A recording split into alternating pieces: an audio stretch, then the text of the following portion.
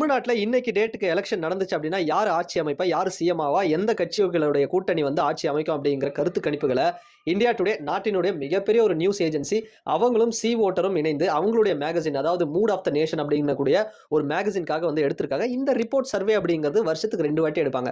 ஒன்னு பிப்ரவரி மந்த், இன்னொன்னு August. So இந்த ரிப்போர்ட் இப்ப ரீசென்ட்டா இது செப்டம்பர் மாசம் அப்படிங்கிறதுனால இப்ப ரீசென்ட்டா வந்து இந்த ஆகஸ்டோட ரிப்போர்ட் தான் வந்து நம்ம பார்க்க போறோம்.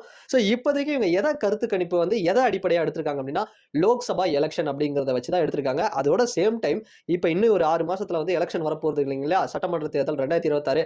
அதையும் பேஸ் பண்ணி 2ஓட ஒப்பீனியன் மக்கள் மனதுல என்ன இருக்கு அப்படிங்கிறத ஒரு கருத்தா வந்து எடுத்திருக்காங்க. ரிப்போர்ட்டா வந்து விட்டிருக்காங்க. இது வந்து எப்பவுமே வந்து பார்த்தோம் அப்படின்னா, அடிக்கடி வந்து எடுக்கிறது தான். இது ஒரு எதன் அடிப்படையிலனா, சிஎம் அதாவது டாப் 10 சிஎம் யாரு? மாநிலங்கள்ல இருக்கக்கூடிய சிஎம் உடைய அந்த ஒரு இந்த வீடியோவை நீங்க ஃபுல்லா பார்க்கணும் அப்படின்னா ஜனநாயகன் யூடியூப் சேனல்ல போய் பாருங்க. இது மாதிரி நிறைய அரசியல் கண்டென்ட்ஸ் வந்து இருக்கு. அண்ட் இது வரைக்கும் நம்ம சேனலுக்கு வந்து சப்ஸ்கிரைப் பண்ணலாம். மறக்காம சப்ஸ்கிரைப் பண்ணுங்க. அண்ட் தொடர்ந்து உங்க சப்போர்ட்டை வந்து கொடுத்துட்டே இருங்க.